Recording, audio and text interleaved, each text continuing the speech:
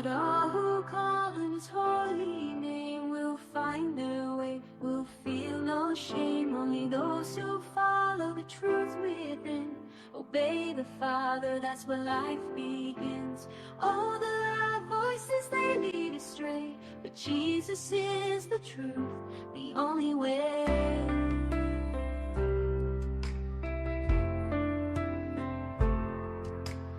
Enter through the narrow gate, for the gate is wide and the way is broad that leads to destruction in the false facade. Many walk that path and don't see the sign, but the gate is small and the way is divine. The road to life, oh, so few will find. In the light of love, leave the darkness behind. Salvation is a gift, it's not of our hands, not by the works or binding demands. It's free for the lost, for the weary soul. Come to Jesus, let him make you whole. If you thirst and hunger, just kneel down and pray. He's waiting there, don't let it slip away.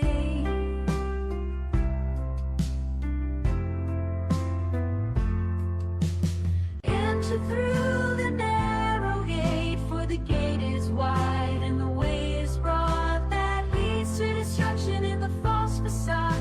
Many walk that path and don't see the sign, but the gate is small and the way is divine. The road to life, oh, so few will find. In the light of love, leave the darkness behind. Enter through the narrow gate, for the gate is wide and the way is broad that leads to destruction in the false facade. Many walk that path and don't see the sign, but the gate is small and the way is divine. The road to life, oh, so few will find. In the light of love, leave the darkness behind. Yun, magandang gabi po. Welcome back sa ating pong live podcast ng The Narrow Gate Ministry dito po sa Facebook. Pastor Romil, muli magandang gabi po sa inyo. Magandang gabi sa iyo. So yun, Pastor, bagong topic at our topic for tonight is about different beliefs in the afterlife. So, Pastor, different beliefs. Sabihin po may iba talagang paniniwala patungkol po sa buhay sa kabila, yung kabilang buhay, no? Pagkamatay ng tao, and then mayroon pa palang buhay. At ano po yung iba't ibang paniniwala na yon, yun po yung atin pong tutuklasin sa gabi po ito. At i-relate po natin sa scriptures, yung paniniwala ng Kristiyano, biblical belief. Kaya nga maraming tao talaga ang naniniwala sa kaluluwa. No? Kasi karamihan ng relihiyon ay may konsepto ng buhay pagkatapos ng kamatayan dito sa lupa. Mayroon pang isang lugar na bukod sa lupa ay iiral ang kanilang pagkatao. Yun nga lamang ay iba't iba ang kanilang pananaw kung saan yung lugar na yon at kung ano ang pakahulugan nila doon sa estado na kanilang kalalagyan o yung kanilang mismong pag-iral. Paano sila magiging persona pa rin kahit na sila ay wala na sa kanilang lupang katawan. Kaya nga lahat ng tao ay kahit naman saang tribo, no? Kahit yung mga nakatira sa mga malalayo ng lugar sa Amazon ay meron sila talagang kinatatakutan at yun ay yung pagkamatay nila ay meron pang buhay. Kaya nga lang ay hindi nila alam kung saan sila pupunta. Yun ang malaking katanungan para sa kanilang isip. Pero Pastor, ito po ay kabalinto na kabaliktaran dun sa paniniwala ng mga atheist o yung mga annihilist na pagkatapos ng buhay na ito, wala na.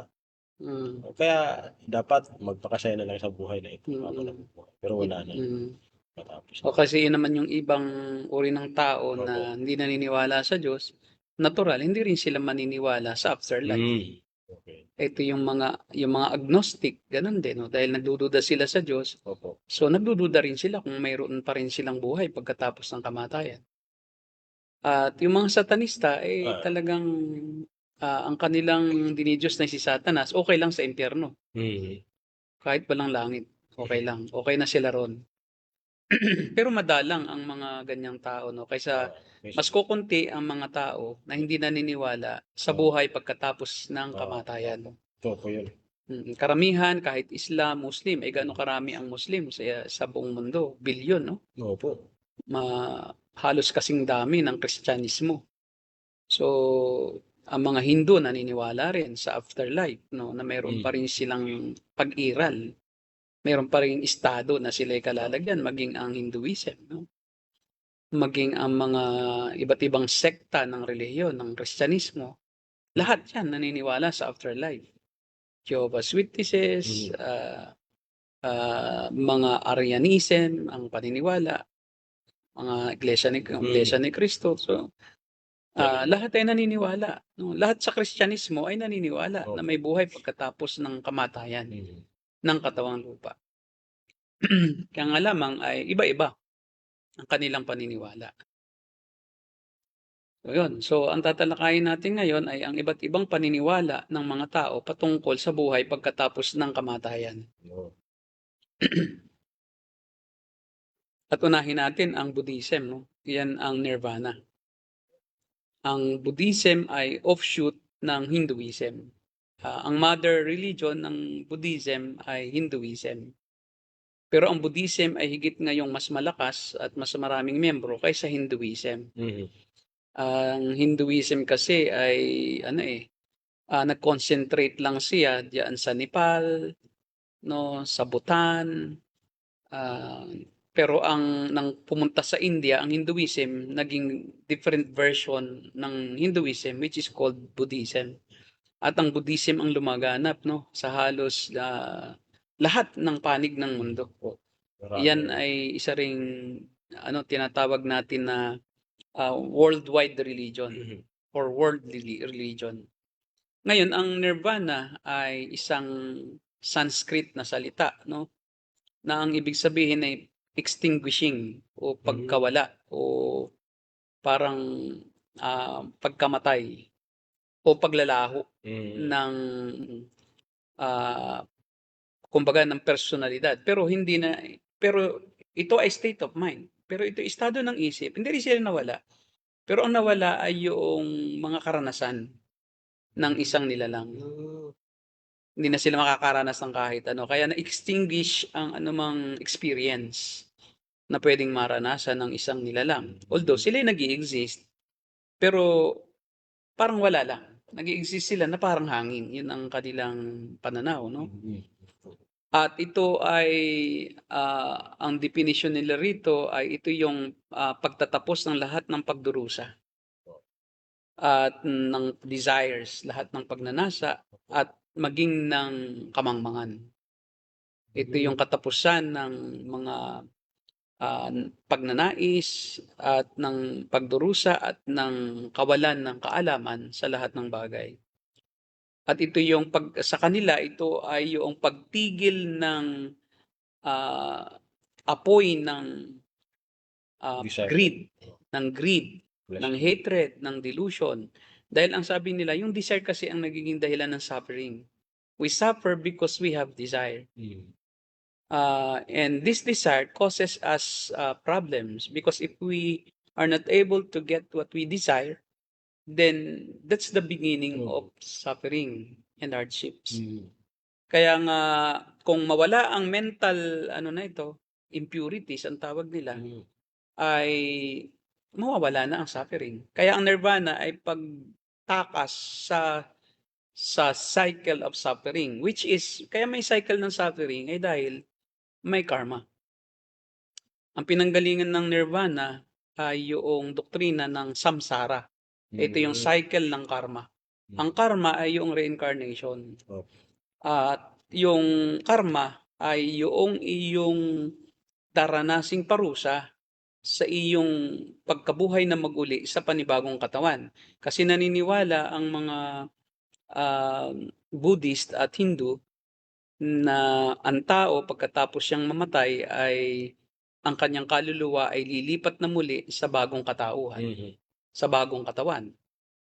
At kung ikaw ay nagpakabuti habang ikaw ay nabubuhay dito sa lupa, nung ikaw ay nasa isa pang katawan, sa ibang katawan, kung ikaw ay teacher at ikaw ay naging mabuting teacher, maganda ang karma mo, no? Oo, Pagsilang mo sa panibagong katawan, maganda. mas mataas ang iyong posisyon sa lipunan. Kung teacher ka, magigi ka ng professor sa college. Kung Kaya, teacher ka lang sa high school, magiging teacher ka naman sa kolehiyo. O magiging professor ka sa sa mga masters, masters. ang kurso, Baka, ba? baka po principal na. O maging principal ka. Ganun. Oo, kaya ang karma para sa mga Hindu at Buddhist ay yun yung iyong gantimpala o parusa sa susunod mong buhay pagkatapos na ikaw ay mamatay sa isang dati mong buhay. Kaya may tinatawag po tayo, Pastor, na good and bad karma. Yes, o yung good karma ay yung Pag ano maganda. gantimpala sa iyo pagka ikaw ay nakagawa ng mas maraming mabuti nung Opo. ikay nabubuhay pa. Tataas ang antas ng iyong pagiging tao. Baka ikaw ay maging hari, hindi mo alam, no?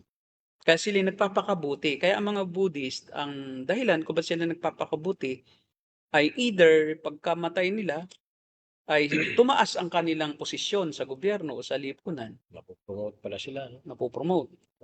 Kaya yun lang ang dahilan kung ba't sila nagpapakabuti. At sa huli ay makatakas sila doon sa cycle na yon ng samsara, nung reverse. Opo. Yung death and then reverse and then death uli, tas rebirth, yung incarnation, Pero ito pong inyong binabanggit. reincarnation. Ay, tama. Ito pong inyong binabanggit ulit. Yung ngayon, yung afterlife na Afterlife. nakakaroon ng promotion talaga. Which ang ultimate goal, ang problema nga lang dahil nga habang nabubuhay ka pa rin sa lupang ito at may katawang tao ka pa, hindi ka pa rin immune sa pagdurusa. Kaya nga kailangan makatakas sila doon. Kaya yun ang nirvana. Pag ikaw ay nakatakas na doon sa samsara o yung cycle ng Suffer. birth, death, and rebirth. So, kahit na pala po, Pastor, ang isang tao, ang isang Hindu, o yung isang Buddhist ay namatay na siya, meron pa rin siyang cycle ng death and rebirth. Parang kung ganun po ba? Tama ba? Kasi patuloy at patuloy siyang isisilang na muli Oo. at tapos mamamatay uli. Opo. Tapos kung masama ang kanyang ginawa, baka siya maging uod. Oo. Kasi kahit anong klaseng nilalang, pwede kang maging pagka ikaw ay nakagawa ng maraming kasalanan kaysa kabutihan, ikaw naman ay bababa ang antas. Yun ang karma. Ang karma kasi sa atin ay yung habang nabubuhay ka eh. Yun yung konsepto ng karma sa mga Sa atin. sa atin na hindi Buddhist, no? Sasabi karmahin ka sana, parang ang ating definition ng karma ay yung dito lang sa lupang ito kasi hindi tayo naniniwala sa reincarnation. Pero sa kanila ang karma ay hindi nangyayari sa buhay na ito. Ang karma ay nagaganap after this life. Okay. Whether you are good or bad, it depends kung ano ang magiging karma mo. Kung ikaw ay pumatay ng marami habang ikaw ay tao, ikaw kunyari ay ang iyong antas sa lipunan, ikaw ay let's say senador, ay marami kang kasalanan. So pag nabuhay ka uli, baka maging magsasaka ka na. Opo. Nagkano ka ng malita, tumanggap ka ng malita. Tumanggap ka ng maleta, magiging farmer ka. Di ba? Kung farmer ka na, nagkasala ka pa uli ng mas marami, magiging kalabaw ka na. Ikaw na yung mag-aararo. So, Diba? parang Kasi ganun, nga, ganun talaga. Yun Di ba? yung bad karma. Oo. Para po pala, Pastor, halimbawa, meron ako namatay na kamag-anak. Siyempre, Buddhist ako, Hinduist. Tapos, nakita ko yung isang tao, wala naman ito dati dito eh. Parang, halimbawa, naging farmer na siya. Baka ito yung kamag-anak ko na masama ugali. Tama. Dati mayaman, tapos ugali. Kaya meron silang tinatawag na yung discrimination. Po, mga case system po. Malakas ang discrimination. Kaya may caste system. Caste. Mayroong yung mga mayaman, sa mayaman lang. Yung mahirap. Caste. Hindi ka pwedeng mag-asawa ng mayaman. Kung ikay mahirap. Kasi kasama yan dun sa prinsipyo ng karma. Kasi masama ang karma niya, mahahawa ka pa. Masama siya kung mag-asawa ka ng masama, dahil mahirap siya, masama siyang tao. Ngayon, ikaw ay mayaman, nag-asawa ka ng mahirap, ay madadamay ka sa bad karma. Di ba? So, madadagdagan pa ang kasalanan. Tuturuan ka niya So, kaya nga sila hindi pumapatay ng anumang may buhay. Kaya karamihan ng Buddhist, kaya may sa SM may tinatawag tayong yung Buddhi na kainan, yung Buddhi, na pinipeke nila ang karning baboy, peking karning baka, peking karning manok. Lahat doon gulay lang iyon. Kasi sa kanila, bawal pumatay. Ang konsepto kasi, bakit bawal pumatay? Ang luhi ka, baka mapatay mo kamag-anak mo. Di ba yung kalabaw, yung pala ipinsan mo yun, nung ikay nabubuhay pa nung 13th century. Ngayon kung patayin mo yung kalabaw, o di mapapatay mo yung iyong kamag-anak. Kaya sinasamba nila ang mga hayop. Kaya sa Hindu at saka India, kasi naroon yung espiritu ng Oo. mga dating nabuhay. Kaya merong tinatawag sa isang lugar sa India na Temple of the Holy Rats, no? Na di umano ay yung ano na yon, yung mga dagang iyon, yun ay kaluluwa ng mga minasakir na isang Oo. barangay. Tapos lumipat sa daga. Ngayon yung mga daga ay ginawa nila ng templo at Hmm. pinapakain nila yung mga daga. Tapos pagka sila ay nagpapakain ng mga daga, may pari din yung mga daga. No, sila nag-aasikaso doon sa kanilang ah, pagkain, no, yung nag-aayos ng kanilang templo. At pagka ang mga worshipper ng mga daga ay let's say nagwo-worship, tapos ay it so happened na siya ay nadaanan ng daga, abay tuwang-tuwa sila, 'di ba? Lumala ng Diyos. Kasi nadaanan sila ng Diyos. Tapos ay kinakain nila yung mga kinakain din ng daga. Kasi para sa kanila they become part of deity nung dagang iyon. Oh. Hmm. At talagang pinupunduhan nila yung templong iyon. Pinapaganda, tumatanggap sila ng mga bisita, at talagang gino-glorify nila yung mga daga. Pero siguro pastor isa rin 'yan sa reason ano po kung bakit, napakababa ng yung kanilang lifespan ng mga Hmm, ano tama. kasi yung pong mga hayop na mga marurumi, hindi nila alintana mo pastor, yung Mm. hygienic, na At yun ang isang effect, yung hygiene. Kasi nga, bakit nila lilinisin yung dinaanan ng daga? 'Di ba? Yung ay Diyos yun So kaya yung kamay nila, yung germs, yan din ay kaluluwa Kasi yung germs, yan, kaya naging germs yan. Yan ay mga taong naging masama. ah, So kaya yung germs na yan, malay mo kung lolo mo.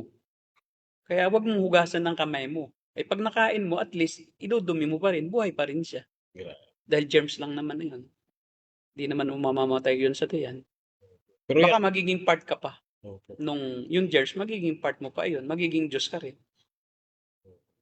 Pero, baka hindi natin paniwalaan ano, pero yan po talaga yung katotohanan, yung logic talaga dun Yan na po talaga ang belief system ng mga Hindu at Buddhist. Kaya nga, yung Ganges River, no? Doon ay nila opo, pinapaanod yung mga patay nila. Kasi oo, yung river mismo, Diyos din yun. At mhm, akala nila dahil Diyos yung Ganges River, it is able to clean itself. So oo. kaya nilang linisin yun. Kaya recently pastor yung isang Mm. leader po ng Punjab Mm. ay, kung nabalitaan niyo po siguro yun, Mm. na uminom siya dun sa Namatay. sumarok siya, hindi naman po, Na ano, nalasot. Ay, nagkasakit nagkasakit. ang tagal niyang Mm. ano, dahil marumi yung ano, akala niya kasi Okay lang magkasakit, Diyos naman yung naging dahilan So they are willing to suffer kasi as long as they do good, so they can reincarnate into a person with higher position in oo, society. Ang problema kasi ay yung 'pag ikaw ay naging dagana, mhm, paano ka pabubuti noon? Ay di walang katapusan ka ng mag-e-evolve, magre-reincarnate, baka sunod mong buhay, ipis ka na, ipis ipis na. ka naman. Paano ba makagawa ng mabuti yung ipis? Ay kinamumuhian nga ng tao yun Kahit gumawa siya ng mabuti sa tao, let's say, bigyan niya ng pagkain, patapakan pa siya. So, there's no more hope if you are already in the state Hmm, of a very, very low state na. Di ba? Naging bulati ka na. Naging germs ka na. Paano ka pa makagawa ng mabuti? Wala ka ng utak. Naging bato ka na. Di ba? Naging ilog ka. wala na, Naging tubig ka na. Paano ka pa makagawa? Kaya nga, sa India, makikita mo, di ba, yung mga talagang halos doon na nakalugmok doon sa pagkain. oo, sinasawsaw nila yung paa Hmm, nila dun, pa sumasalok sa kanal, pero walang problema yon sa kanila. Tuwan-tuwa pa nga sila hmm, Parang nakiki-participate sila sa worship nung kanal na yun. ano, Pero 'pag ikaw, dahil di ka na-use doon sa gano'ng konsepto at gano'ng relihiyon at paniniwala, ay talagang diring-diri ka. Sa kanila hindi. Hindi yun nakakapandiri. That's part of life. At ang pinakamataas sa kanilang Diyos ay baka. Sa Hindu, ang baka Brahma, Brahma, kaya 'di ba may Brahma, Brahma na cow? Brahma, Hmm. mataas na uri ng Taas na tao, uri ng baka at saka talagang ang mga baka doon, maging doon sa kanilang mga syudad, andoon lang sa syudad, hindi nila ginagalaw. Pagala-gala, pastor. Pagala-gala lang doon. Tapos pag nakatuntong ka sa ebak ng baka, aba, mapalad ka. Nakatungtong ka ng bahagi ng Diyos. Mayroon nga doon na pinupulbos nila yung ebak ng baka. Tapos inihahalo sa mga gamot-gamot, sa mga iniinom. Yung ano po, yung ibak mismo ng halimbawa ng kambing, ginagawa po nilang Diyos Kaya, Gito.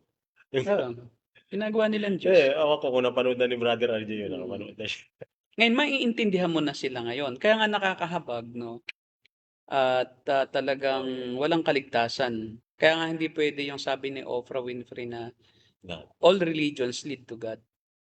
Like all rivers go to the ocean or flow to the ocean, but the problem is it is not true with religion. It is true with water, but it's not true with God. Hindi mo pwedeng ihambing, ibang usapan na yun. Paano ka tatanggapin ng Diyos kung ang dinidiyos mo ay yung kaluluwa ng ibang tao? At iginagalang mo yung espiritu na nakasapi diyan sa mga nilalang na iyan, na bawal nga ng Diyos yun. At sabi nga, huwag kayong magkakaroon ng anumang sinumang Diyosan. Polytheism kasi ang Hinduism at Buddhism. Polytheism. Madami po yung Diyos nila. Milyong-milyong Diyos. Milyong Diyos. Kasi yung mga hayop, Diyos din. Milyong-milyong mga species yan. May butiki, iba-ibang uring butiki. May bayawak, may buwaya. Di ba? Nasa Senado ang marami, tsaka Kongreso. Dito po sa atin, sa Senado yun. Oo. Kaya nga, alam mo, kung totoo yung reincarnation, yung mga yan, pag nabuhay na mag-uli yan, kung totoo ano pong...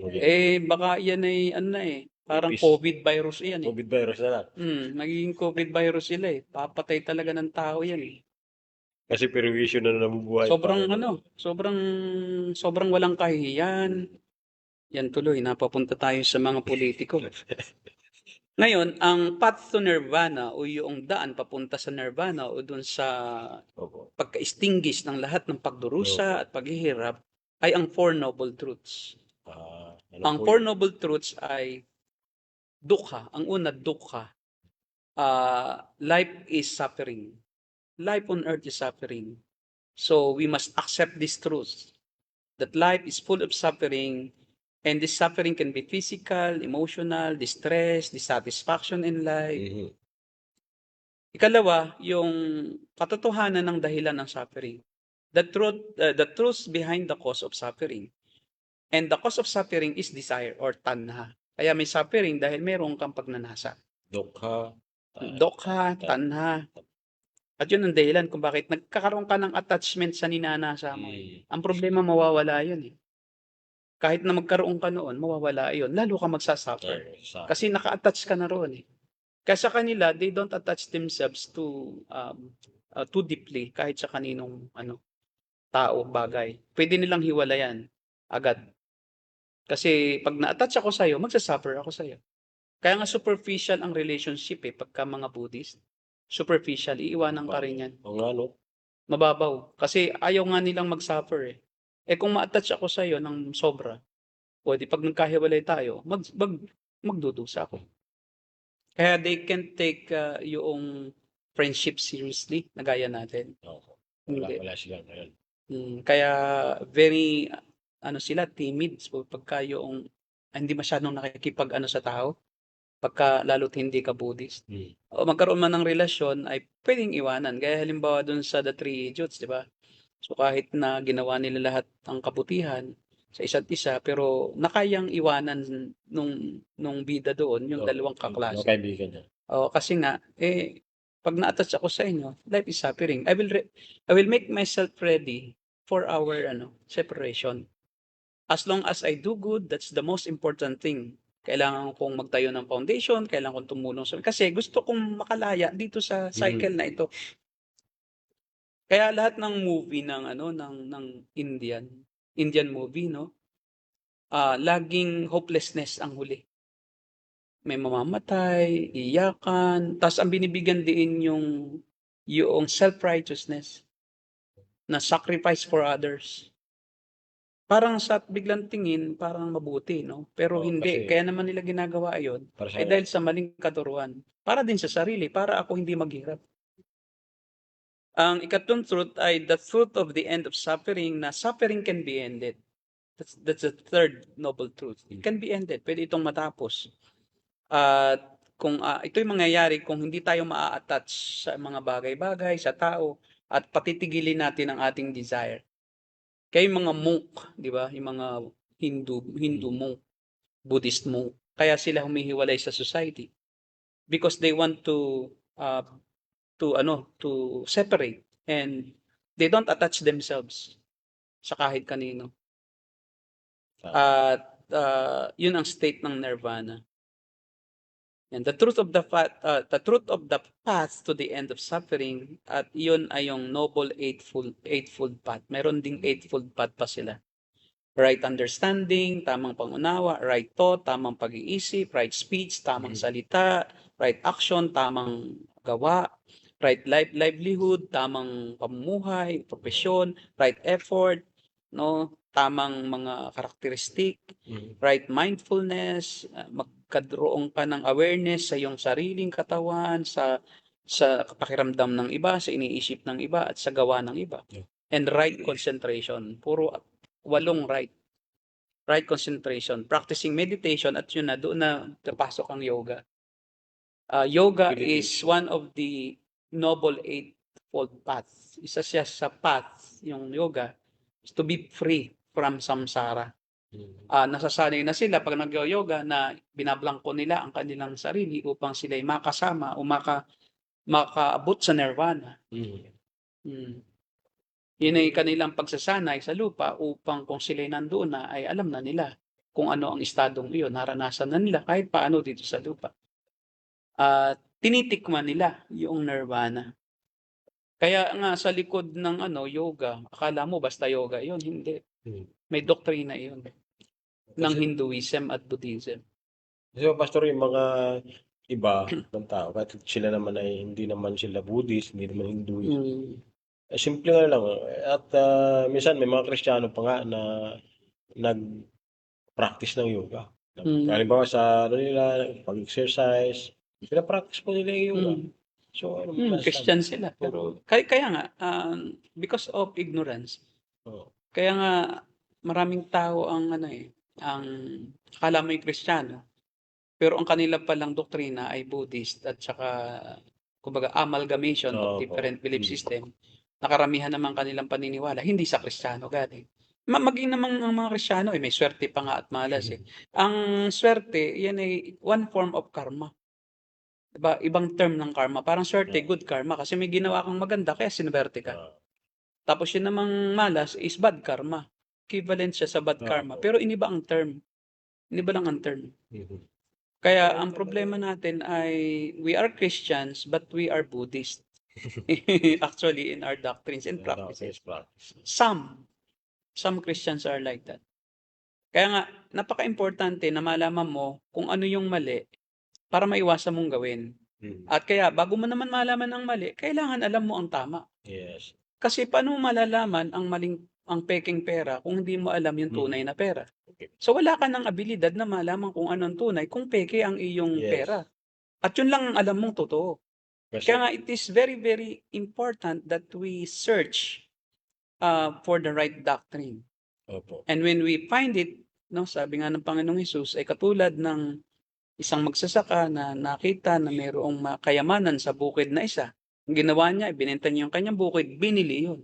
Yung bukid na yun. So, napakahalaga po pala na tama ang doktrina, no? Tama. At tama rin po siguro, no, na idea na pastor na hindi mo kung wala kang standard po.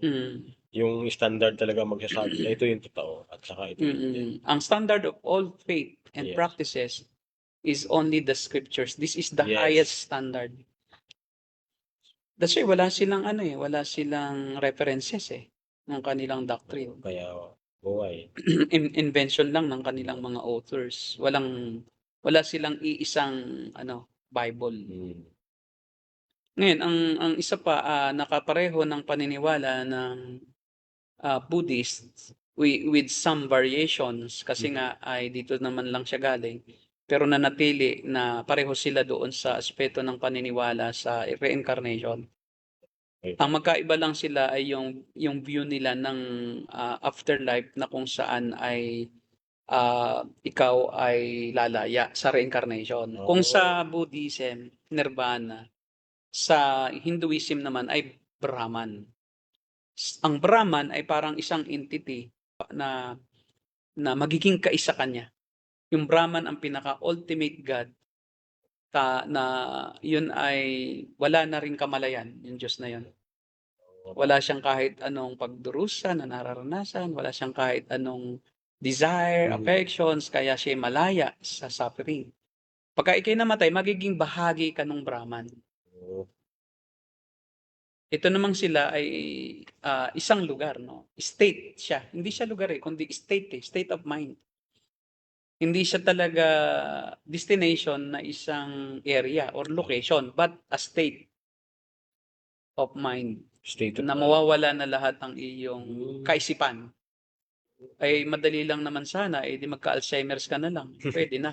Para makalimot. Oo, di ba? Tatawa-tawa ka na lang, o di mabaliw ka, pwede na. Nirvana na rin yun, di ba? Kung yun lang ang gusto nila.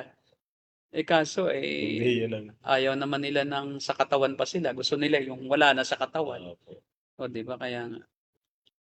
Ang kaligtasan sa Hinduism ay yung paglaya ng Atman. Ang Atman yung soul. Tawag nila sa kaluluwa, Atman.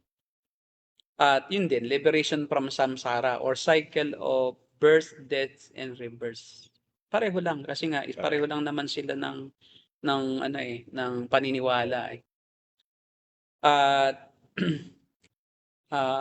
sa kanila, ang ultimate goal ng Hinduism ay liberation. Yun nga, pareho din.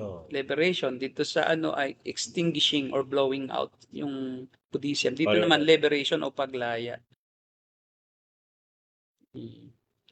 Parehas lang pala po sila.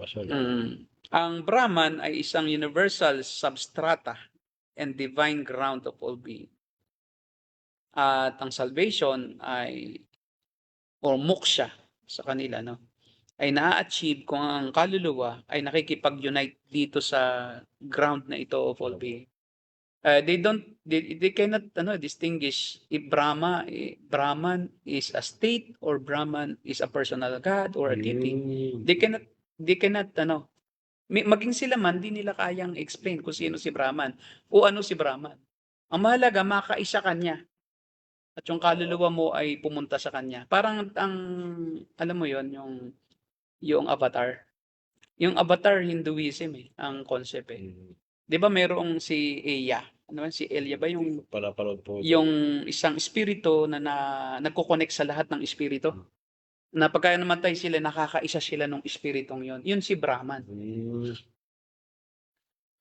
It's more of Hinduism yung doon sa avatar.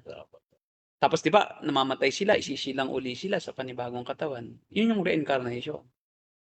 'Di ba? Kaya akala mo yung avatar maganda. Kita mo may mga sacrifices sa avatar. Namamatay sila para sa iba. Siguro mga hayop nagkakaisa, bawal ding pumatay ng hayop, 'di ba? Bawal. Buddhist, Hindu. Kaya pinipigilan nila, 'di ba? Pag may papanain na isang papigilan ng isa, no, that is Ewa, si Ewa yung kanilang Brahman. Si Ewa. So mananagot tayo kay Ewa. Tapos pagka humawak sila doon sa parang may ilaw na yun, mga pabuk-buk, mga ugat-ugat ng puno, may ilaw. Nagdidiliru sila dahil nagiging kaisa sila ni Ewa. Tapos nakikita nila roon yung mga espiritong kasama ng Ewa. Ewan ko ba? At sila nagkikiusap-usap doon sa isang, di nila alam po si Ewa nga ay personalidad o isang state o estado lang. Diba? So, grabe. Kaya ang katuruan, ang doctrine ay nakakapasok sa kamalayan ng mga tao sa pamamagitan ng media. Kaya nga, it's very important na tayo ay aware. Halimbawa, pinapanood natin, teka, parang nagtuturo ito ng kakaiba kasi itinuro ng Biblia. Dapat aware tayo. Kaya kahit nanonood yung anak ko ng Nirvana, ang ginagawa ko, ini-explain ko sa kanya na iyan ay doktrina ng mga Hindu. Ngayon, anong makukuha mo doon ay maganda rin yung pagsa-sacrifice para sa iba. Pero not necessarily para ka makatakas sa suffering. Hindi 'yon. Ang totoo ay we can embrace suffering and we can rejoice in suffering. Yun pa. In all circumstances, sabi ni Pablo, rejoice. I repeat, rejoice. Magsaya tayo, magalak. Dahil ang Diyos ay nasa lahat ng pangyayari at alam niya at kanyang ginawa ang lahat ng kaganapan para sa ikabubuti natin. Romans 8:28. Yan ang pagkakaiba ng Christianity. May kasiyahan tayo sa kabila ng pagdurusa. Sa kanila wala. Hopeless sila. Pag nagkasakit sila, habang panahon na sila na nagdurusa. Napakahirap ang kalagayan. Kaya ito po, Pastor, ng mga religion na ito, gaya ng Hinduism at saka itong Buddhism. Siguro, marahil kitang-kita po dito yung modified na Gnosticism. Ano po? Talagang... Kasi anak naman iyan ng, ng mga nauna ng mga belief system. Yung Gnosticism that the body is evil and only the mind is good. Kaya kailan lumaya ang ating katawan sa lahat ng desire. So it's more of Gnostic belief system talaga na ugat, yun ang pinag-ugatan. Of course, galing sa mga Greeks. Yung Gnosticism is the result of Greek philosophy. Na Plato, nila Socrates, nila Aristotle. Na parang freeing your body by educating your mind. So you can escape sin by just thinking positively na you don't need to ask for forgiveness anymore. Kaya pati yon si Joseph Prince, Gnosticism din yun. Oo nga, no? Di ba? Another form of Gnosticism kasi nga yung iba pinipigil ang ng katawan. Sila naman okay lang kasi napatawad na naman tayo. Ang mahalaga, isipin mo na lang na ikaw ay ligtas na. Na ikaw ay wala ng problema sa harapan ng Diyos. Dahil once and for all, forever, you have been forgiven once and for all. Hindi na kailangan pang alalahanin mo yung kasalanan mo ngayon. Dito pala po makikita natin yung dalawang mukha ng Gnosticism, Pastor. Dalawang mukha. Yung isa ay hinahayaan na yung katawan na magdusa. Total, hindi naman yan yung isa naman... Pinapahirapan nga nila para mapalaya ang sila sa kanilang desire. Ito namang isa ay fulfill your desire because the mind is holy. So whatever you do with your body is nothing compared to what Christ has accomplished for us. So grabe, no? may dalawang mukha 'yon. Isang licentiousness, gawin mo na lahat ng gusto mo. Total magkahiwalay naman ang isip at ang katawan at ang laman. Yung isa naman, kailangan nating pigilin ang desire natin para yung isip natin ay makaligtas.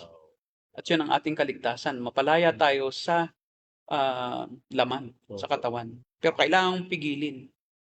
Baka ma-reincarnate ka bilang isang demonyo na. Pero Pastor, para doon sa mga tagapanood natin, makikita po ninyo yung pagkaiba. Baka mamaya mayroon kayong idea ganito, kaisipan na medyo similar dito sa tinatalakay namin, Pastor.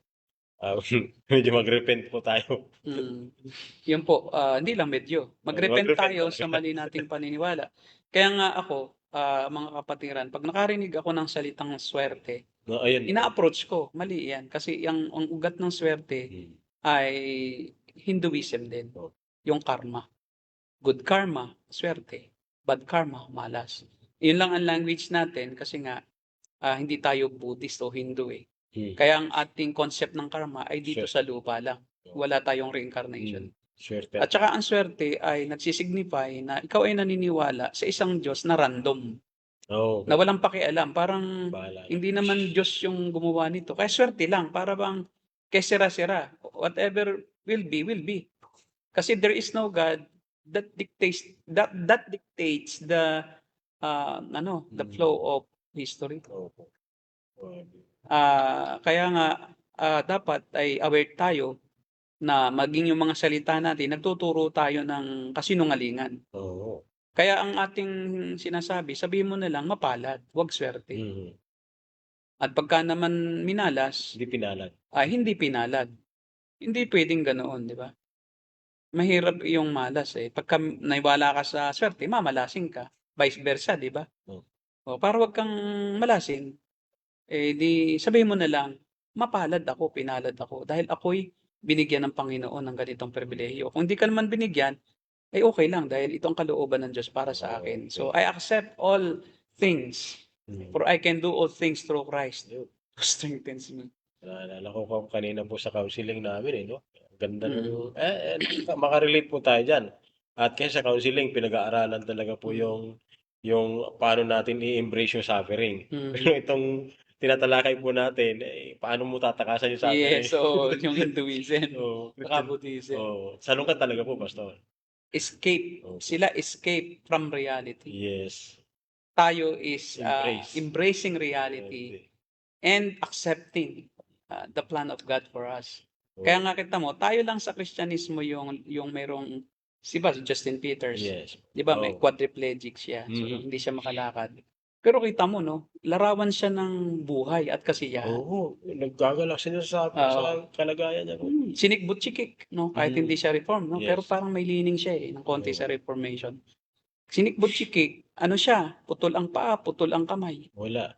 Wala siyang Hanggang dito lang siya o sa may ano lang, pinakang hita lang. Parang balakang na lang natira, 'di ba? Pero kita mo larawan siya ng pag-asa, opo, nakakapag-inspire siya. Pero kung Buddhist 'yun, magmumukmok sa sulok wala 'yun. nga. Sabi niya, "Ako talaga ay na-bad karma. Siguro ang laki ng kasalanan ko noong ako'y nabubuhay pa sa katawan ng taong 'yun. Hanapin ko kaya 'yun." Ay paano mahahanap, ay ikaw rin 'yun, 'di ba? Opo, Ang problema sa reincarnation, logically, paano dadami ang tao kung nagpapalipat-lipat lang ang kaluluwa para maging tao? Saan nanggagaling 'yun? Kasi wala. kung halimbawa nagre-reincarnate lang para magkaroon uli ng isang tao uli, eh, ba't nagmu-multiply? 'Di ba dapat hintayin mong mamatay ka muna 'no, bago papasukan ka. Oo nga 'no? Saan kumukuha ng pumapasok dun sa katawan? So, Hmm. mathematics pa lang bagsak na, Bagsak na bagsak na 'no? sila ano? Oo nga 'no? Oo, hindi lang theology, mathematics pa, 'wag na nating daanin sa theology, sa math na lang, Sapat na lang. 'di ba? How can you multiply? Para Mm, din yung Mormons, 'di ba, nagiging silang Diyos. gumagawa ng Diyos, Oo, oh, 'di ba? Oo, paano 'yun? dumadami ang Diyos Paano natin. dadami? Paano sila Oo. dadami kung sila rin ang gagawa, ay wala pa ng tao no'n, nung una, 'di ba? Sinong gumawa? Oo, 'yun ang problema. So, Okey, very ano talaga, contradicting. pag-aralan naman natin ang purgatorio. This is a 'Yun. Roman Catholic doctrine, ah, na nangahawak doon sa katuruan na, pagka ikaw ay namatay at ikaw ay common na Christian at hindi ka naging perpekto sa lupa, Oo, you have not attained perfection in righteousness, even if you believe in the Lord Jesus Christ. But if you did not do enough good works, which is, a reality for all people, kasi hindi naman talaga sasapat ang iyong mabuting gawain. yes po. Kahit makagawa ka ng 10, nakagawa ka ng 5 o 2, hindi ka perpekto, eh, punta ka pa rin sa purgatorio. At ang purgatorio ay linisan, kaya nga ito'y purgam, pagpupurga. Purgahan ito ng mga kaluluwa o paglilinis ng mga masasamang tao na Tama. pumunta ang kaluluwa sa purgatorio. Ano 'yan, At pastor, oo, may naalala ko no'n, maliit, speaking of ano, purga 'no. mm, 'Pag maliliit pa yung mga bata, yung alam mo mm, nilalabati nila. 'yun nga, 'yan. Talagang lalagyan muna ng mga ano sa loob ta's Oo, huhugutin, eh, 'di ba, para lumabas. Gano'n din sila, gano'n din. pinaparusahan muna sila para mabayaran nila Oo, yung kasalanan nila. Ngayon pero ang pumupunta lang sa purgatory ay yung may venial sin lang 'no, kasi may tinatawag silang mortal sin. 'Pag mortal sin, impyerno na 'yon at kasama sa mortal sin yung pagpapakamatay. hmm. Kaya nga sa Hmm, sementeryo ng mga Katoliko walang ay walang lugar sa loob yung mga nagpakamatay at saka hindi binibindisyonan sa simbahan. Dahil para sa kanila, yung pagpapakamatay is a mortal sin. Pagpatay din is a mortal sin. So, pagka pumatay ka na, nag-murder ka, nang-rape ka, mortal sin iyon. So, mm, direct sa kanilang doktrina ay punta ka sa impyerno agad talaga. Pero 'pag venial sin lang, yung venial yung hindi mortal, hindi yung nakakamatay, hindi opo, yung, nanloko ka talaga ng marami, nanloko ka lang ng ilan. venial pa yon. Hindi pa malaking kasalanan, kumbaga. At pupunta ka sa purgatorio. So, lahat ng Pilipino, maliban kay Pedro Calungsod at kay Ruiz Ruiz, nasa purgatorio or impyerno ngayon. Dalawa pa lang Pilipino ang nakaligtas. O, dahil dalawang Pilipino lang ang naging banal eh. Oo nga, no? Ang kanilang pagpunta sa langit, kabanalan. Ito ang tanong. Nagiging banal lang. Oo. Patay na sila. Hindi, kaya lang ang Dili- pagiging banal nila ay ginawa lang din ng Papa. Kasi may tinatawag tayong proseso ng canonization. Iimbestigahan muna yung buhay noong taong, yung beatification. No? Magiging beato muna. Kaya nung beato pa si Lorenzo Ruiz, ang tawag sa beato Lorenzo Ruiz. Nung pinag-aaralan po ang buhay niya, ang tawag kay Calungsod, beato Calungsod. Pedro Calungsod. Ngayon, pag nakapasa sila, usually yan, more than 10 years, no? Na pag-aaral. Oo, tagal pala, no? Oo. At kung a-approvean ka pa rin ng mga kardinal, no? Hindi pa rin At na-ratify ka lang po. Pero hindi pa rin, wala pa rin. Kaya nga, sa doktrina ng mga Katoliko, kung ang susundin natin na yung katuruan ng Katoliko na pumupunta lang sa langit ay yung banal, dalawa lang Pilipino ang nakarating pa sa langit. At yun ay yung dalawang banal, santo.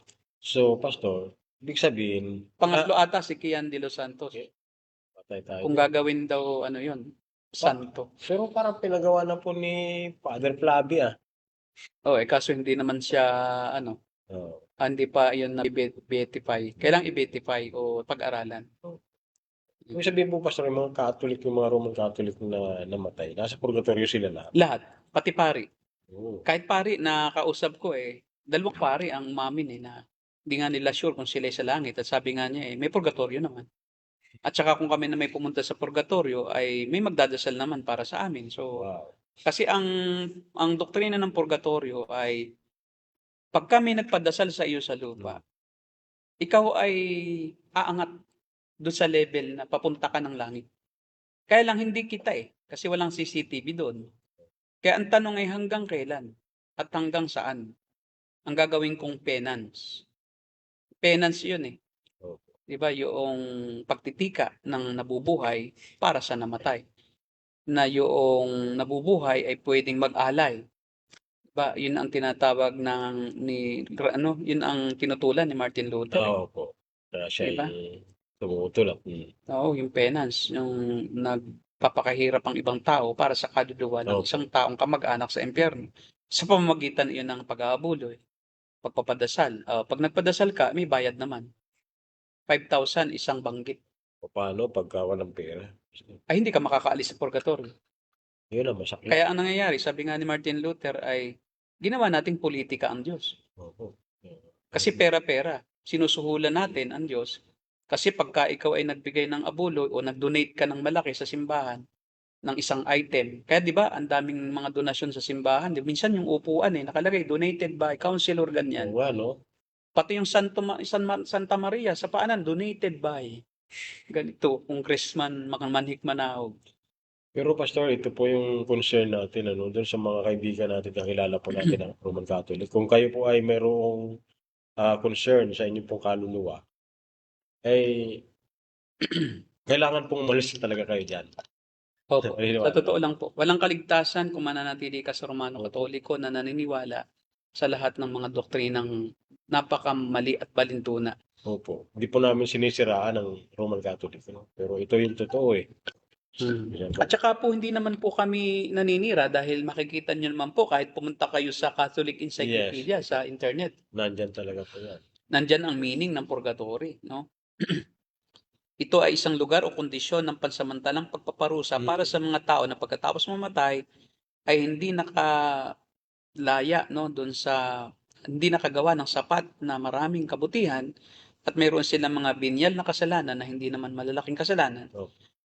Ay hindi naman pa sila nakakabayad para sa kanilang sariling pagkakasala sa lupa. Kaya kailangan nilang pumunta muna sa purgatorio. Ang kanilang ay temporary place. Pero ang tanong ay hanggang kailan? Yung temporary. Baka mamaya dumating na si Jesus Christ, Naroon pa rin sila. sa purgatorio. Kaya meron akong isang narinig na kwento. Bagamat ito'y kwentong barbero. Pero mayroong may katotohanan. Kasi daw nagpapadasal lagi sila sa manawag. Doon sa Pangasinan, di ba yun? Pangasinan ba yun? Man, Manawag nga. Pangasinan yata. Pangasinan. Doon sa may Birhen. Ngayon ay nagdo-donate sila para sa kaluluwa ng matay nilang lolo. At nagpapadasal, siyempre nagbabayad.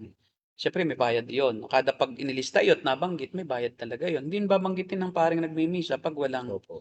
bayad. Eh, tuwing piyesta na lang ng Manawag, lagi sila roon.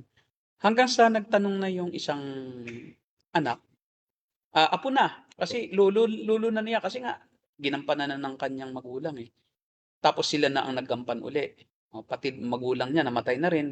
Pinapagbayaran na rin nila ng panalangin.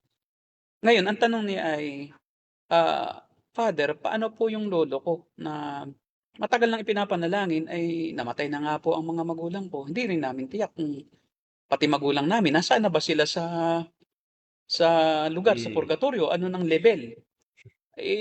Ilang metro na lang para makaangat sa langit. Eh, di walang maisagot yung pare, ano. Kaya sabi ng pare ay, baka sila ay, ano, yung isang paa ay nasa hagdan na, paakyat na, puntang langit. Yung isang paa ay nasa purgatorio. Parang, mas malapit, baga malapit-lapit na, yun ang gustong palabasin. In-illustrate niya. Eh, sabi naman nung apo, ay yung pong lolo namin, hindi pwedeng mangyari sa kanya yun. Bakit naman? Ay, ano po yun? Yung po'y veterano ay patputol ang dalawang paa. Dahil nascrap nila yun, paano po aakyat yun? Diba parang ano yun, parang nakakatawa, pero logical. Ang tanong nga, hanggang kailan tayo maggagastos? At ang problema rito ay kung wala naman palang kamag-anak yung namatay na may pera para magbayad o para mag-donate o para magpadasal. Kasi kahit para yung pagpapadasal may bayad na rin, gagastos ka na rin. Kasi hindi pwedeng hindi ka magpapakain ng puto, suman, dinuguan, pansit. Pagka nagpadasal ka, sa probinsya ganoon. Eh nakakaya namang magpadasal ka, yung pa-4 na po at pa 1 taon, pa 2 taon, di ba? Taon-taon yan pinagdadasal eh. Kasi yun nga yung doktrina ng purgatorio na kailangan mag-penance ka o magpakasakit ka para sa namatay. Yun ang problema doon. Kaya nga, ang Biblia ay hindi nagtuturo ng purgatorio. Minsang mamatay ang tao pagkatapos paghukom, Hebreo 9:27. Pero how about Pastor, yung mga verses na ginagamit po nila bilang proof text na may purgatorio? May mga verses din pa sila ginagamit. Karaniwan ang ginagamit nila yung yung aklat ng Maccabees. Kaya nga napakahalaga sa kanila yung Deuterocanonical books. Pinipilit nila iyang paglaban na ito ang totoong Bible, yung mayroong Deuterocanonical na mga aklat. Kasi doon sa aklat ni Maccabees, sa Macabeo, nandoon yung may namatay na Hudyo, ipinapagdasal nila. Para di umano, may hint na para di umano, itong mga kaluluwa ng mga ito, mahugasan at makarating sa langit, patawarin. So, yung konsepto na iyon ay nasa Book of Maccabees. At wala na silang iba pa. No? Isang reference nila dyan ay doon sa Corinto. No? Na kung ang gantimpala ay masunog, 1 Corinthians 3:10. No? Sabi doon, meron daw tetestingin na verses 10 to 15. No? Na ang picture daw ng Christian life ay gaya ng isang building project. Na may caution, may babala na ang bawat isa ay dapat magtayo ng mayroong pag-iingat. Okay. Kasi ang atin daw mga ginawa ay, kumbaga, titestingin, no? Kumbaga, i-scrutinize. At yun daw ay sa araw na yon ay dadalhin ng Diyos sa liwanag lahat ng ating ginawa. At i-reveal ng apoy. Kaya yun daw apoy ang magtitest nung kalidad ng bawat ginawa ng bawat tao. At sabi doon, kung ang tinayo ay manatili, no, makakatanggap ang nagtayo ng gantimpala. Kung masunog daw, ay magdurusa siya, pero mariligtas pa rin. Kaya kumbaga parang sinusunog sila ngayon pansamantala sa purgatorio, pero maliligtas pa rin sila. Akala nila yun yung purgatorio. Yung figurative language. Pero ano pong context talaga nun? Judgment seat of Christ yun eh. Ang context noon ay para sa mananampalataya, hindi para sila dalhin sa impyerno o purgatorio. Kundi, ibig sabihin, i-reveal ng Diyos sa judgment day, ang tawag dyan, Bema, o judgment seat of Christ, na yung mga mananampalataya, ligtas na sila eh. Pero ang gawa nila ay hahatulan. Kung tama ang motibo nila sa paggawa, may gantimpala. Pero kung hindi tama ang kanilang motibo sa paggawa, kahit malaki pa ang ginawa, pero mali ang dahilan, pansarili pala ang dahilan, hindi siya makakatanggap ng gantimpala. Yung gantimpala, yun ang masusunog figuratively, mawawala. Ibig Oo. sabihin ng masusunog, mawawala yung gantimpala. Hindi sa kanya ibibigay. Pero hindi yun purgatorio, kundi gantimpala yun. It is not a punishment per se sa lugar ng kaparusahan para sa kaluluwa. At saka ang sinasabihan dito ay mga saints na eh. Yes. Dun sa to the saints in Corinth. So ito yung mga Kristiyano na naligtas na. Pero dapat, sabi nga ni Pablo, mag-ingat tayo sa ating mga gawa. Kahit Kristiyano na tayo, mayroon pa rin kasing paghatol para sa mga gawa ng bawat Kristiyano. At it is in reference to the yung pagkamatigasin ng ulo ng mga Korinto na walang ingat, no? Saved na sila pero may favoritism. Kung ganyan ang inyong dahilan ng inyong pagtatrabaho ay dahil kayo ay tumitingin sa tao, walang gantimpala yung inyong pinagpaguran para sa Panginoon. Hindi kayo tatanggap ng reward, Tama. ng crown sa langit. It is a different context. Hindi ito yung konteksto ng purgatorio at hindi ito kailanman itinuro ng mga commentators, mga scholars na ito ay nagre-refer sa isang lugar ng kaparusahan. So, hindi po talaga yan about Hindi yun purgatory. po. Hindi literal yung apoy dyan, hindi literal. Hindi literal yung gold, hindi literal yung dayami. Hindi literal na dadaan pa ang mga mananampalataya sa apoy. Hindi, kundi yung mga gawa nila ay susuriin ng Diyos Susuriin. na parang ginto Opo, kasi o tanso o for quality o kung dayami, titistingin. Yung kasi it refers to the motive. Kasi hindi sa laki. Kasi nga, if you just give a glass of cold water to somebody because he is a believer or he is a servant of God, then you will reap reward in heaven. So kaya hindi yun sa laki. Kundi doon sa ang motibo mo ay dahil ibinigay mo ito, ginawa mo ito para sa Panginoon, dahil ito'y lingkod ng Panginoon, alang-alang sa gawain ng Panginoon, pagsisilbihan ko tong taong yun ito. yung motive ang tinitawag. Oo. So ngayon, may gantimpala ka. Pero kahit nag-donate ka ng bilyon-bilyon, kung ang donasyon mo ay dahil para ka makilala at para ka makinabang, para ka i-praise ng tao, na gaya ng ginagawa ng mga Katoliko. Kaya kita mo nga, pag nag-donate, nakalagay lahat ng pangalan doon sa donation. Oh. Para Kulang na lang ang lagyan ng donation yung abito eh. Yung abito ng pare eh, di ba? Donated by. Mahirap na 'yun pag yung abito mo na. Dito nakalagay pa donated by Congressman o kay Mayor Larita. Kaya nga napaka masuri natin, dapat nating talagang malalim na sinusuri ang mga katotohanan kung ano ba ang totoo. Para biruin mo kung ikaw ay naniniwala sa purgatorio. Papayag ka ba na kahit anong gawin mong kabutihan ay punta ka pa rin doon, susunugin ka pa rin ng kaluluwa mo? Tapos hindi mo tiyak kung kailan ka makakaahon doon. At saka wala nang second chance eh. Ang sabi ng Panginoon, hindi na pwedeng tumawid eh.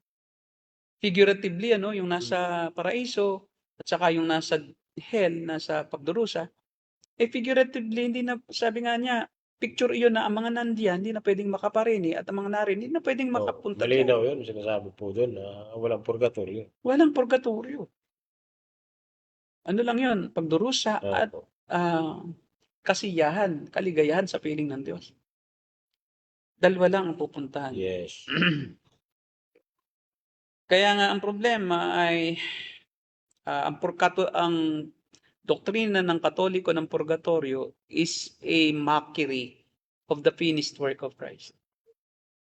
Kasi pinipilit po nila na linisin sila sa pamagitan ng gawa ng they deny the sufficiency of the atoning work of Christ, of the redemption of Christ, and substitution of Christ. That He died in behalf of the sinners who would believe in Him. So, kung patuloy nating sinasalungat ang katuruan ng Panginoong Jesucristo na hindi sa gawa ang kaligtasan, katuruan ng mga apostol, kundi ito'y biyaya ng Diyos sa pamamagitan ng pagdurusa paghahandog ng buhay ni Jesus doon sa krus at pagbububo ng kanyang sariling dugo bilang pambayad, no? Sa Kasalanan. parusa sa ating mga kasalanan. Siya na ang pinarusahan para tayong makaligtas. Ngayon, kung hindi mo iyon tinatanggap at pinipilit mo na parusahan ang iyong sarili, gaya ng mga Buddhist, at pinipilit mong bayaran ang iyong kasalanan sa Diyos, gaya ng mga Katoliko, ay hindi ka maliligtas, kapatid. Paano ka iniligtas ng Diyos kung nagtitiwala ka ay sa sarili mong kakayahan? Oh. Pwede mo bang sabihin sa Diyos pagdating mo doon sa pintuan ng langit, figurative lo hindi pagpalagay na natin na tumayo ka sa harapan ng pintuan ng langit at naroon ang Panginoon Jesucristo. Opo. Pag tinanong ka, bakit ka naman papasok? Abay, ako po'y mabuti. Alis ka diyan. Papasok ako kasi dahil sa akin. Diba? O, paano mo yun? Tinatanggihan mo si Kristo. Hindi tamang sagot yun. Siya ang namatay para sa iyo, tapos sasabihin mo, bakit kita papapasukin? Dahil sa gawa ko. O di walang kabuluhan pala ang ginawa ko. Wala palang kabuluhan yung aking pagdurusa. Naniniwala din naman ako sa iyo. Pero ba't ayaw mo akong pagtiwalaan? Bakit ikaw pa rin ang dinidiyos mo ay yung pa rin sariling kakayahan? Yes. Idolatry po kasi ang pagtitiwala sa sariling mabuting gawa. Yes. That's idolatry of your own self. Because you believe that you is your own God. You are your own God. Because you can save yourself So your God is yourself. So yan ang malaking problema. Idolatry po ang Roman Catholicism. Idolatry of self. Idolatry of righteousness, of own self-righteousness. You trust in your own work rather than trusting the work of God in Christ. That's why there is no sabi nga Galatians 1:8, baguhin mo ang ebanghelyo, pakasumpain siya. Ang sino mang baguhin ang mensahe ng ebanghelyong naituro na ng mga apostol na ang kaligtasan ay sa pamamagitan ng natapos na gawa ni Kristo sa krus, walang ibang daan patungo sa langit kundi si Jesus. Pag iyong binago yon at sinabi mo na kailangan dagdagan si Jesus, kailangan dagdagan ang gawa ni Jesus, kailangan na ikaw din ay magpakahirap dahil hindi sapat ang paghihirap ni Jesus. Let him be anathemized. Matindi yung doon, pananalita ni Paul. Pakasumpain siya sa impyerno. Yun ang connotation. Let him burn in hell. Grabe, no? Although yung mga Roman Catholic friends po natin, they profess to believe doon po sa ginawa ni Jesus Christ, siyempre, yung sacrifice ni Jesus Christ. Pero hindi nila ito, by practice po, Pastor, tinatanggap na ito yung solusyon ni Jesus Christ at hindi yung ating mga mabubuting gawa. By their, sa practice po nila. Sinasabi lang nila, namatay si Jesus, or sadyang di po nila naunawaan ito. Hindi nila naunawaan. Kasi, di ba, may doktrina nga tayo ng regeneration. No, Unless a man be indwelt by the Spirit of God, he cannot understand the things of God. Yun. He cannot appreciate the saving grace of God. He cannot understand the gospel because he is dead in sin. So unless he is regenerated, unless the Holy Spirit works mightily in the heart of those who don't believe yet and made them alive in the Spirit, only then that they can appreciate the beauty of Christ, the work of Christ, the amazing grace of Christ. Yes. You cannot understand it unless you are a Christian. And a Christian is a born-again believer. Born again in the Spirit, not in religion. Born-again religion cannot save. Baptist religion cannot save. Reformed religion cannot save. You can only be saved by the grace of God through the work of Christ. And the Holy Spirit is the one who will make you understand this. You don't have the ability to understand it unless the Holy Spirit has already worked in your heart to make you understand the work of God of salvation in Christ. Kaya nga, si Kristo lang ang mayroong sufficient Yeah. perfect sacrifice. You cannot save yourself. Even if you are prayed for by your living relatives when you go to purgatory, pagpalagay na lang, no, na kahit hindi totoo yan, pagpalagay natin, nando ka sa purgatorio. Ang tanong, kailan makakabayad ang iyong mahal sa buhay para sa kasalanan mo? Yung ang kasalanan niya, hindi niya mabayaran eh. Kasalanan mo pa. Paano nagsasabi, bayaran ko ang utang mo. Ikaw nga, baon din sa utang. Paano ka makabayad? Bayaran mo muna utang mo. Di ba? And only Christ can pay for the penalty of our sins. Not any human being, not Yes. even the Pope can save you. The Pope themselves are sinners. They cannot save themselves. Even Mary said, praise be to God, the Lord of my salvation. You cannot be saved. Kahit si Mary, hindi ni siya naniniwala ang kaya niyang iligtas sa kanyang sarili. Kaya po, walang maliligtas malibang ang tao ay magpakumbaba sa harapan ng Diyos at magsisi sa kanyang mga kasalanan at magtiwala kay Kristo lamang. Sinapakahalaga ng salitang lamang. Kasi pag sinabing magtiwala kay Kristo bilang isa sa tagapagligtas o di ba? Hindi po na yun maliligtas ka noon. Kasi hahaluan mo na ng laso na eh.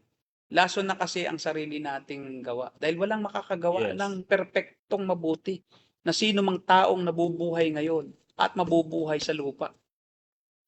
May inherited sinful nature ka, paano ka maging mabuti sa paningin ng Diyos? Pagkatapos ay pag natuto ka ng magkasala, may actual sin ka na. Willful sinning. At hindi ka makalaya sa ganoong kalagayan. Bakit? Patay ka. Hindi ka makaintindi. Ayaw mong tanggaping kasalanan yung ginagawa mo eh. Diba? Mas mabait ako sa iba. Lagi mong pinagmamalaki yung sarili mo na mas sigit kang banal kaysa iba.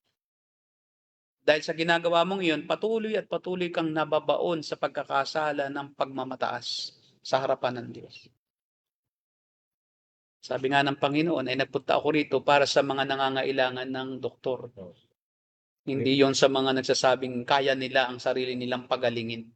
Kaya kung sinasabi mo na kaya mong pagalingin ang sarili mo, righteous ka, palagay mo, ay hindi para sa'yo namatay si Jesus Christ. Hindi para sa iyo. Ay palagaya mo eh. Hindi si Kristo ang Diyos mo. Hindi si Kristo ang Savior mo. Hindi si Kristo ang doktor mo. Eh di gamitin mo ang sarili mo. Ang Diyos naman eh, hindi po pwedeng akuin niya yung ayaw namang tanggapin siya eh. Nasapat siya eh. Diba? Mawawala ang freedom mo. Pagka pinili ka ng Diyos na sumampalataya sa Kanya ng ayaw mo naman. Opo. Ayaw niya ng pagsampalatayang pinilit. Hindi pwede po yun. Okay, tingnan naman natin ang anong oras na, 1:08. Pwede pa, tingnan naman natin ang Islam. Ang Islam ay naniniwala din na may buhay pa pagkatapos ng kamatayan ng katawan. At ang tawag nila dyan ay Jannah. At ang Jannah ay paraiso kung saan ang mabubuting tao ay namamahinga pagkatapos ng kanilang buhay sa lupa. At i-describe, inilarawan sa Quran yung Jannah bilang isang hardin o mga hardin ng kasiyahan. Wow. Yan. Kung saan ang mga tao ay ginagantipalaan pagkatapos ng kamatayan para sa kanilang mabubuting nagawa sa lupa. At naniniwala sila na kung susundan nila yung mga alituntunin na sinabi ni Allah at hindi sila nagkasala kahit isang kasalanan at sila nanatiling mabuti sa buong buhay nila, pupunta sila dito sa paraisong ito. Pero may 7 level yung heaven o paraiso sa Islam. 7 level. Ang bawat level ay may magkakaibang construction. Iba-iba yung mga nakalagay doon, iba-iba yung kanilang pagkakagawa. Baga. Depende sa kung ano yung kanilang ginawa sa lupa. Kumbaga may pasadyang heaven ang Diyos para sa iba't ibang uri ng mabubuting gawa ng tao. Ang tawag naman ng Quran sa impyerno, naniniwala sila sa impyerno, ay Jahannam. At pupunta lahat ang Kristiyano sa jahanam. Oo. Lahat ng Kristiyano, lahat ng Ang hindi Muslim, relihiyon, lahat ng hindi Muslim. pag hindi ka Muslim, pupunta kang jahanam, impyerno ka. Kaya nga iniutos ni Allah, pagpapatayin ninyo ang Oo. lahat ng mga aayaw sa akin. Pag ayaw paturo, pugutan ng ulo. Kaya tayo, kaya sa kanila, masaya pa sila pagka may mga namamatay na Kristiyano. Kristiyano. Nagbubunyi ang mga Muslim. At talagang utos sa kanila yun eh. Hmm. Command sa kanila yun. Kaya pag ikaw ay pumatay ng Kristiyano, pupunta ka sa ikapitong langit. Wow. Ang tawag nila doon ay Abdur Salam. Yun ang tawag niya. Darussalam. Darussalam. 7th level of heaven. Kaya pala mayroong yung sa Brunei, Darussalam. Yun ang 7th heaven. Doon pumupunta yung may pinakamalalaking sakripisyo. Gaya nung ikaw ay nagpakamatay alang-alang sa Islam, yun yung mga yung isang sekta ng Islam, yung Jainism ay yung isa. Ano pa ba? Shiite. Shiite. Yung mga Shiites o yung Shia Muslims, yun yung nagpapakamatay. Sila sa 7th heaven. At sila ay mayroong 70 virgins. Doon. Sabi po nung Kapitong langit. yung nabasa ko sa Facebook, hindi daw 70 virgins eh. Ilan daw? Kundi 70 years old na virgin. Yun lang ang problema. At least virgin pa rin. Kasi 70 years old. Okay lang. sa kanila yun. Wala naman Biro yun lang. talaga eh. Hindi totoo yun. Hindi totoo yun. Kaya nga, makikita mo sa paniniwala ng Islam, no? Dalawa kasi yan eh. Yung isa Shiites, Sunnis. yung isa Sunnis. Meron pang mga sekta, yung Oo. Wahhabism, yun yung sa Arabia. Yun yung mga intellectual na Islam. Yung para sa mga theologians yun. Wahhabism. Sekta na iyan sekta iyon ng Sunni. Ang Shiite may sekta-sekta rin. Pero extreme po yung Shiites eh. Papatay sila. Yung mga terrorist. Ang mga narito sa Pilipinas, by the way, ay Sunni. Buti na lang. Dahil kung inay Shiites, baka pumunta na yan dito sa Maynila. Opo, at manlusob na. At saka magpapakasapa-sabog ng katawan yan. Oo. Kaya, yun ang unang level ng heaven o paradise, no? Kasi interchangeable yan eh. Ang unang level ay Jannat al-Adan. Jannat. Jannat al-Adan. Ito ay tinatawag na eternal na lugar o walang hanggang lugar o hindi natatapos na lugar. Hindi nagwawakas.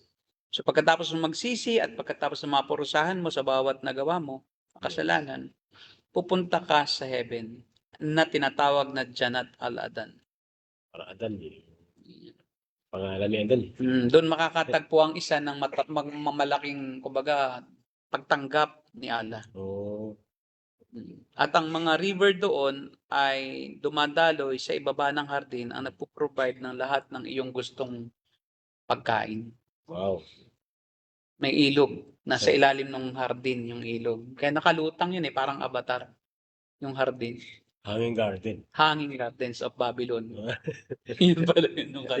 Yung pala yung Jannat al-Adan. Ikalawa ay Jannat al-Firdaus. Ano po?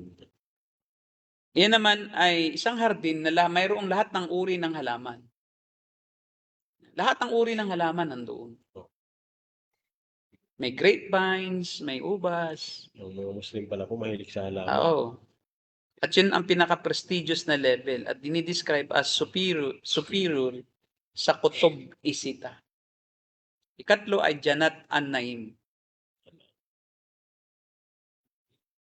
Ang level na yan ay nandoon yung mga tao na may pananampalataya kay Allah para gumawa ng mabubuting gawa.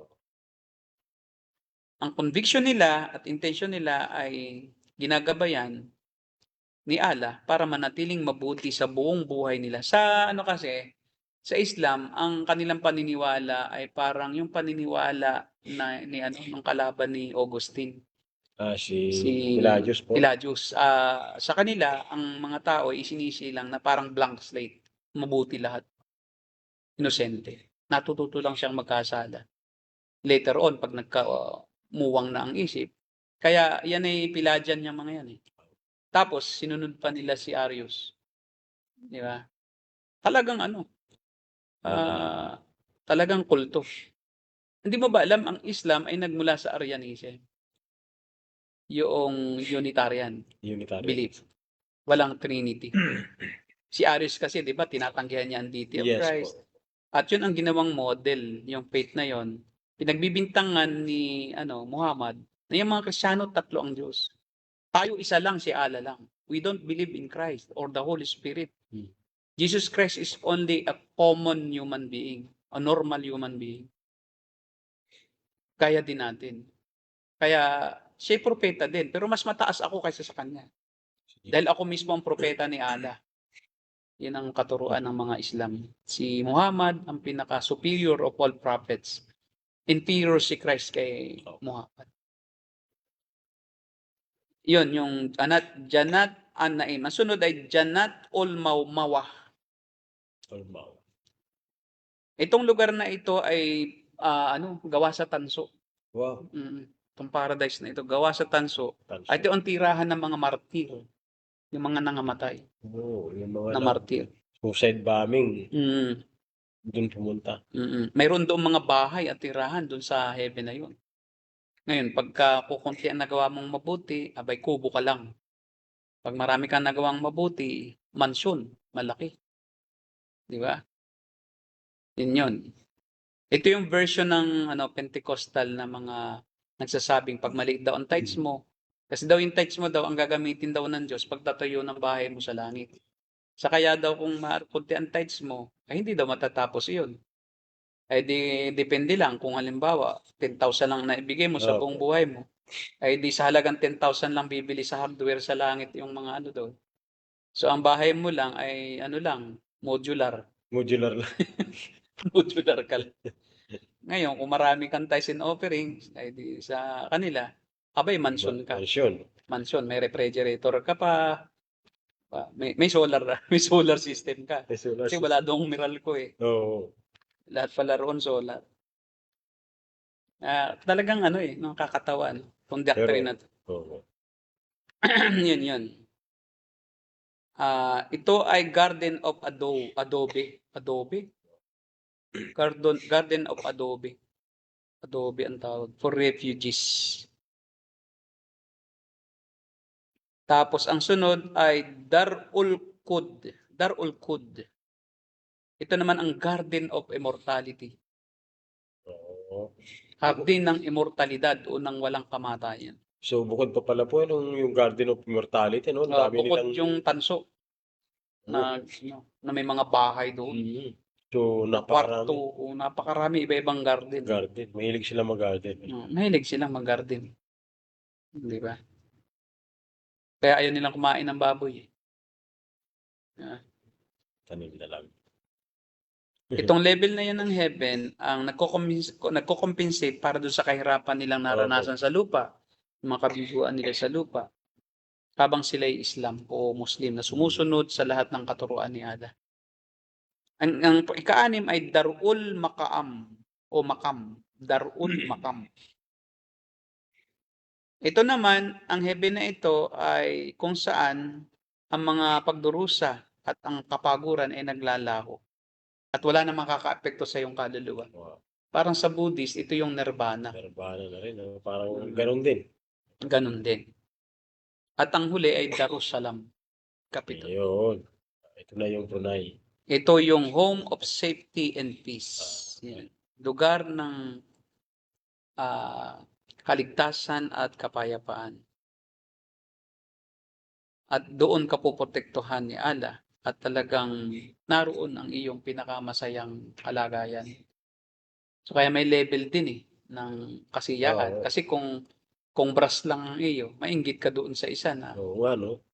Di ba? May inggitan din pala roon, no? Pero sa mga scholar ay mayroon pa silang 8 level of heaven. Yun ang Ilyon. May Ilyon din. Ilyon. Kasama daw naman doon ang mga anghel. Yung mga tao at anghel magkakasama na roon. Na po. Malapit ka na kay Allah nun. Oo. Talagang nasa pintuan ka ng nung kumbaga Shekinah glory ni Allah. Grabe, no? Yan. Ngayon, ang problema ay meron pa silang tinatawag na 100 levels of heaven. Naniniwala ang ibang Muslim scholars na daan-daan ang level ng heaven. Hindi lang 8 o 7. Parang mahirap makapasok talaga doon. Napakahirap. Eh, Kaya nga, sa atin, ilan lang po yung heaven natin? isa lang. Isa lang. We only have one heaven. Yes. Pagka once na namatay ka at ikay mananampalataya, nandun ka kagad sa heaven. At ang ating heaven is a place of everlasting bliss and happiness with God Himself and the Lord Jesus Christ in the Holy Spirit. Yes. We will be free from the presence of sins in our bodies. We will no longer have sinful bodies. We will have a glorified body. And pare-pareho lang ang lugar ng lahat ng Kristiyano sa heaven. Yun ang hinihintay. Walang level. Yun ang hinihintay ng mga Kristiyano. Yun ang ating inihintay. Kasi kung may level pa rin, parang mainggitan pa rin. No. Makikita mo yung iba, bakit naman sila nasa gold na lugar? Yung nasa taas. Ako tanso lang. Oo. Diba? At doon, kasama nila anghel, kami hindi pwedeng samahan. Kainggit naman. Bakit nandito kami? Magkakaingitan. Tapos sila may 70 virgins, kami wala. Diba? Para namang unfair yan. Kaya may unfairness pa rin sa afterlife. Oo nga, no? Sa kanila. Kaya tayo walang unfairness kasi sama-sama tayo sa isang lugar. Yes. At pare-pareho ang ating nararanasan, nakikita, Glory. kalwalhatian ng Diyos. At wala nang anumang kaisipan ng kainggit kasi palitan ka na ng katawang makalangit. Ang utak mo makalangit na rin. Lahat ng prinsipyo ng iyong katauhan ay makalangit na. Wala ka nang maiisip na anumang uri ng masamang pag-iisip. At walang luha, walang pigati, walang suffering. Yung mga Buddhist, dito dapat pupunta sa Christianity. Dahil kayo ay pumupunta kayo sa hindi nyo alam. Walang basihan. Kami nakasulat sa Biblia. Ang sabi ng Panginoong Jesucristo sa John 14 ay sinasabi ko sa inyo, kung saan ako naroroon, doon din kayo doon. Malinaw po yun. Sa bahay ng aking ama, mayroong tahanan talaga. Panginoon mismo nagsabi. Ang Diyos Ama kasama, naroon din ako at doon kayo. Walang lamangan. Kaya lang si Judas iwan. Kasi siya yung taksil Kayo lang 11. Oo. Diba? Iwan si Judas Kaya sinabi iyon nung pagkaalis ni Judas Oo nga, no? Baka sabihin ni Judas, ba't niyo ako sinali? Sorry na lang, wala ka nung sabihin Diba? Kaya nga, sa totoo lang ay ang Christianity lang ang tanging nagpo-provide ng tunay na pananampalataya. Yes. Uri ng pananampalataya na base sa katotohanan at realidad. Dahil may ebidensya nakasulat sa salita ng Diyos. Ang lahat ng ating sinasabi ay hindi gawa-gawa ng tao. Hindi gawa ni Muhammad, hindi gawa ng mga scholar ng Buddhist. Hindi tao na gaya ng mga Mormons ang gumawa, Joseph Smith. Kata lang nila. Hindi katha ni Ellen White. Yes. Hindi katha ni Ranyo Manalo. Ni Felix Manalo. Ni Felix. Yung pinaka-founder. Ni Ellen G. White. Ni Charles Russell, ng Jehovah's Witness. Hindi ito sulat ng tao, ito ay sulat din ng tao, pero galing sa Diyos. Pinasulat ng Diyos. Sila, walang Diyos na nagpasulat sa kanila. Sila lang talaga. Inimbento lang nila yun. Sabi nila, kinilo sila ng Diyos.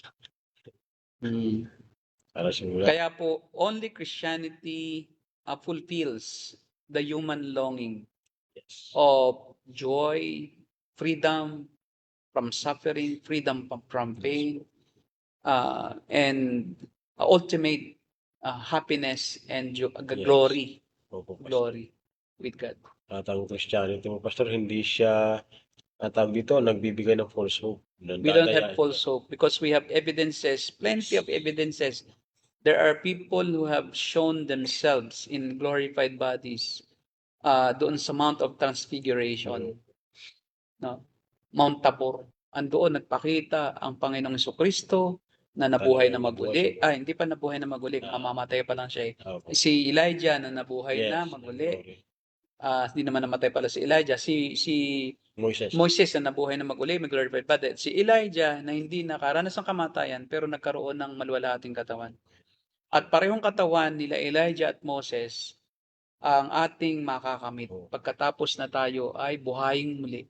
Pag ang Kristiyano ay namatay sa lupang ito, automatic siya, magjo-join siya sa kanyang Creator kasama ang Yes. Panginoon Kristo. Wow. Philippians 1:21. For me to live is Christ and to die is gain. Philippians 3:20. For our citizenship is in heaven.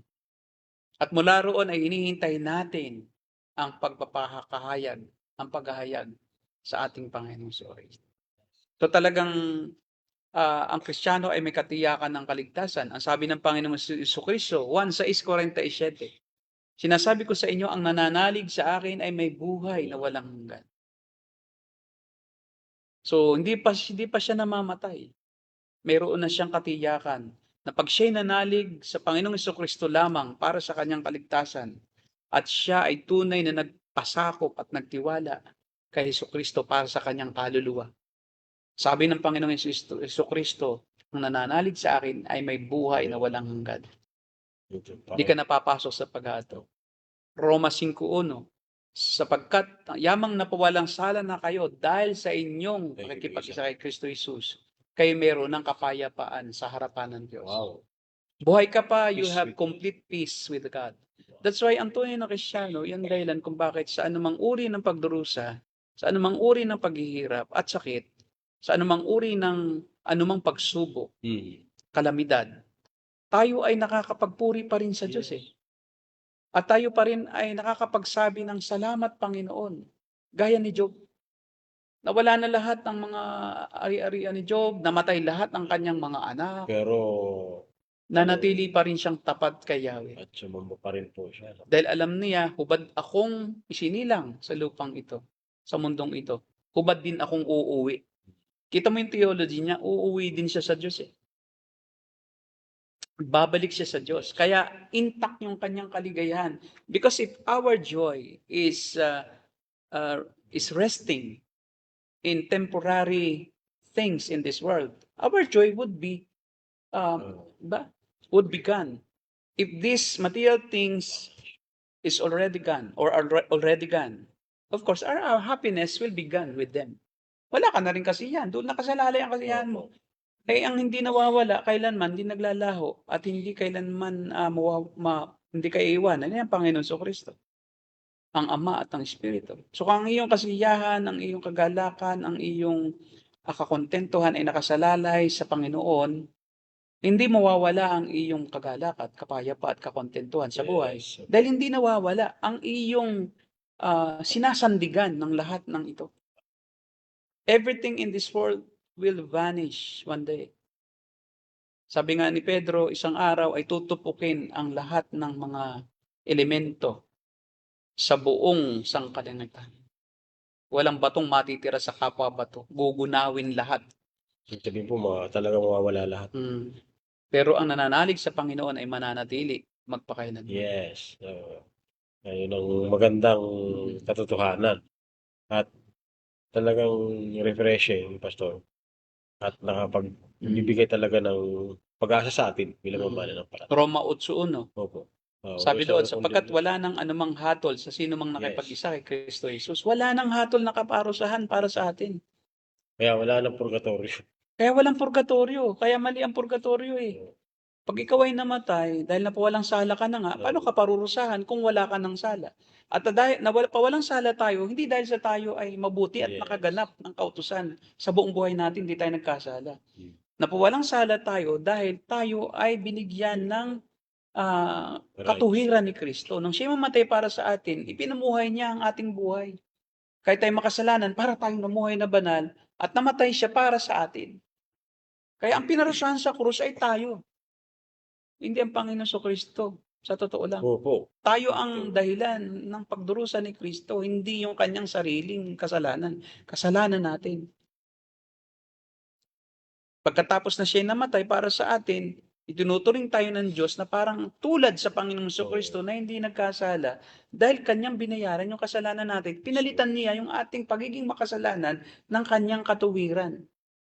Kaya nga tayo tinuturing ng Diyos ang tunay na mananampalataya kay Kristo na pinawalang sala ng Diyos. Iba kasi yung pinatawad lang eh. Doon sa pinawalang sala, ang pinatawad, may kasalanan ka pero hindi na kita parusahan. Hindi ko sinasabing wala kang kasalanan, pero may kasalanan ka pero hindi ko nakita pananagutin kaya pinatawad kita. Pero yung pagpapawalang sala ay tinuring ka na parang hindi ka nagkasala mula nung isilang ka sa mundong ito. Napawi lahat. At hindi ka na ituturing na makasalanan. Kaya nga ang tingin sa atin ng Diyos sa ngayon ay parang tayo si Kristo. Dahil nasa atin yung katuwiran ni Kristo, ang turing sa atin ng Diyos ay banal sa kanyang paningin. Dahil tayo napawalang sala na. Kaya nga, hindi nahatulang maparusahan. Bakit? Wala nang kasalanan ang sinumang na kay Kristo Jesus. Dahil yun ay pinagdusahan na ni Kristo yung ating kasalanan. Walang double jeopardy sa Diyos na pinarusahan na ang kanyang anak dahil sa kasalanan natin. Paparusahan pa rin ang nagkasala. Lalabas, hindi tinatanggap ng Diyos yung kanyang sariling handog sa kanyang sarili. Righteousness na po ni Christ yung nakikita sa atin. Yes, hindi po sarili nating righteousness, kundi ang katuwiran ni Kristo. Yan, paano na po yung Sige po, kung may tanong. So, ayun, mag-entertain po na tayo ng tanong dito po kay brother, kapatid ko. Sige, unahin muna natin yung sa una, brother RJ. Mga naunang tanong. Meron pa ulit-ulit lang ng tanong, wala namang sense. Question lang po pa, soul sleep ng INC. At GW's biblical po ba?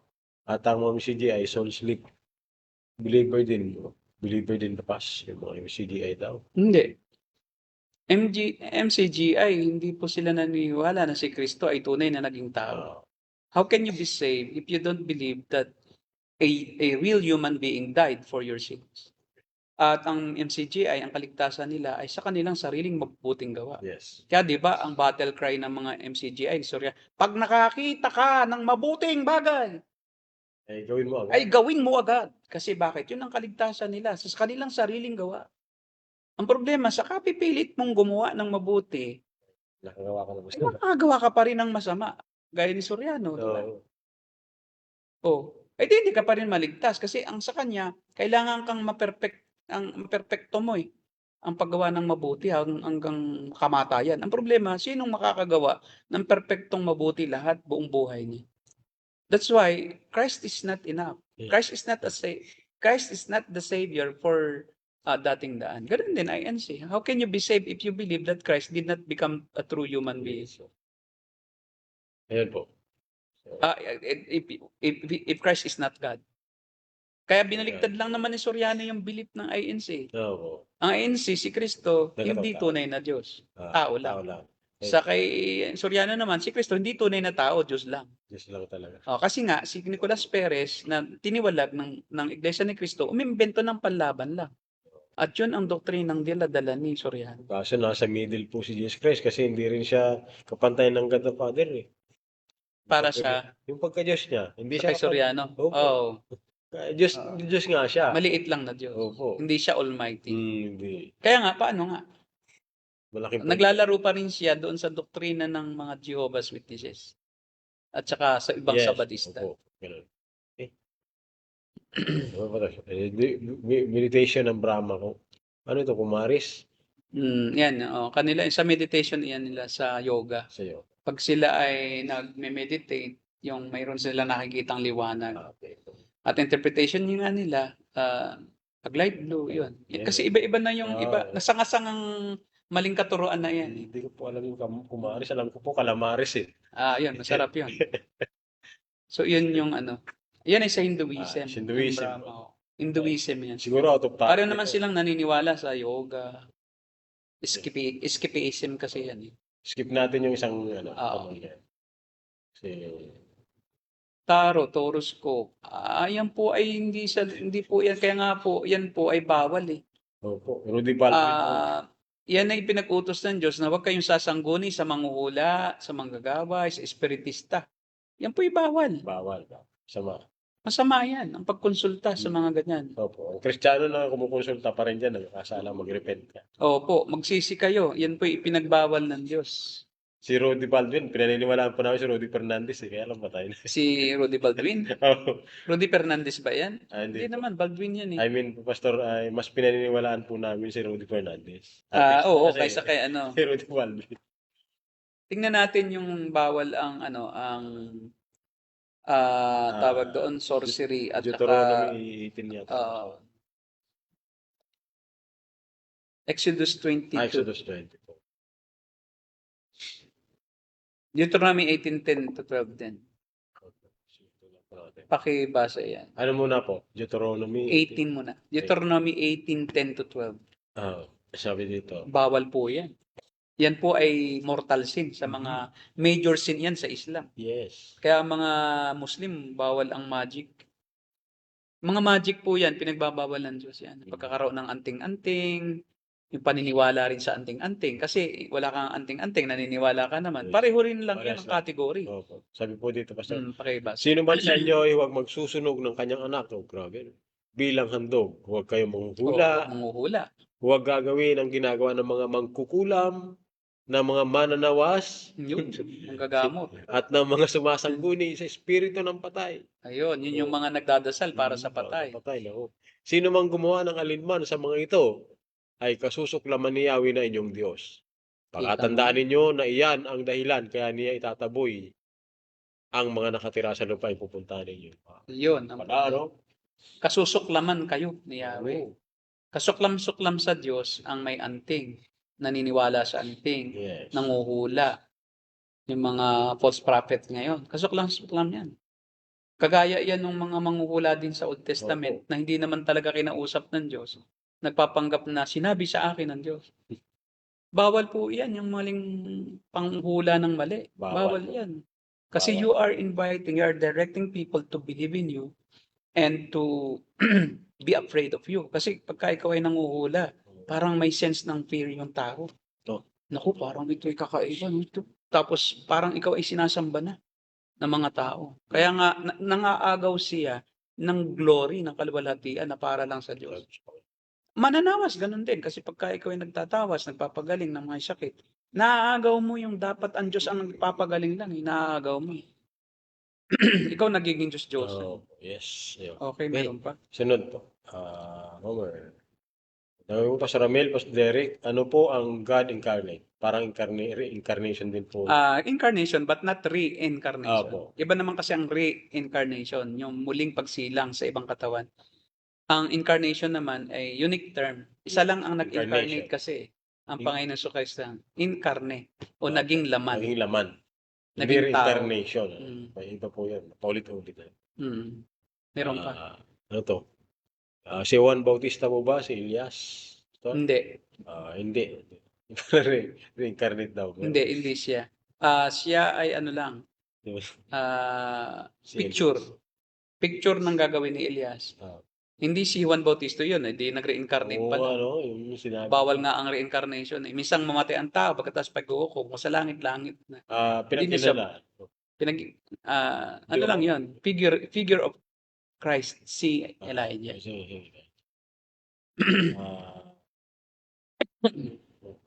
Para nasagot na natin ito noong nakaraan. Pastor. Yung Reward. reward, hindi po level, kundi yung uri ng reward. Uri ng reward. Yung dami. Kasi 5 ang reward 5 crowns. So, maaring may isa lang, may wala, may 2, may 3.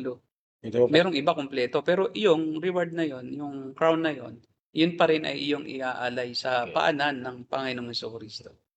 That's not for us to enjoy, but for Christ to accept. Last question. Good evening po. Ano po ang Abraham's bosom na sinasabi sa screen mo? Yan po ang maraming pagkakamali ng interpretation, lalo na po yung mga kay Darby na adherent ni Darby, yung dispensationalism. Kami po kasi ay historic premillennialism with some variation lang. Yan pong Abraham's bosom sa paniniwala namin ay figurative. Yan po ay figure of speech kasi po siya po ay nakasandwich sa mga parables. Parables po. Nagtuturo si Jesus ng parable, tapos sa sandwich siya Kaya hindi mo pwedeng sabihin na literal yun. Bigla naging literal ba? Naging literal yung mga katuruan. At isa pa, lalabas na kung yan daw ay nasa ilalim ng lupa, walang hanggang lalim ng balon. O ay hindi yan mundo dahil sa mundo may hangganan ng balon eh. Oo nga. Kasi pag nagukay ka dito sa kabila, lalampas ka sa kabila, may hangganan. So hindi siya literal. Pagkatapos noon ay nagkakakitaan, no? Yung nasa paraiso daw, nagkakakitaan, nakikita nung mayaman, yung si Lazaro. Nakita nga eh. Tapos nakipag-usap. So hindi po pwede yun. Walang Yun ay ganun. larawan lang ng paghihiwalay na talagang magkahiwalay ang lugar sa pagdurusa at saka Yes. sa kasiyahan. Pero hindi literal yun. So yung bosom po ay Yung Abraham's bosom po ay isang beses lang binanggit sa buong Biblia. yes. The rule of hermeneutics, when you make a doctrine, you don't make a doctrine out of out of very few verses. Amen. Tsaka dito lang binanggit sa Luke 16 sa buong Biblia ang Abraham's bosom. So, at si Lucas ay hindi naman Jew, hindi rin naman siya, bakit niya babanggitin iyon, di ba? Kaya nga siya ay Gentile na lumikha lang nung ganitong figura. At isiningit niya iyon. At yun na may sinabi din naman ng Panginoon dahil recorded, pero hindi binanggit iyon sa iba, di ba? Lucas lang. Kasi bakit? Parable nga lang ngayon eh. It's not very, very important. Ang parable is not doctrinal. Kaya wag natin gawing doctrine ang Luke 16. Magtatayo tayo ng doctrine doon. Wala namang sinasabing Abraham's bosom mula sa lahat ng epistles eh. Yan ay gospel. Ang gospel ay historical narrative of the life and work of Christ. Historical ang pinaka-main genre. So, hindi siya doctrinal. Kinoconsult lang yung mga naganap para bumuo ng doctrine. Pero hindi mismo doctrine yung sinasabi. Ang doctrine ay tinatawag natin, may tinatawag tayong didactic. Yung didactic, yan yung mga epistles. Talaga nagtuturo sila dyan ng doktrina.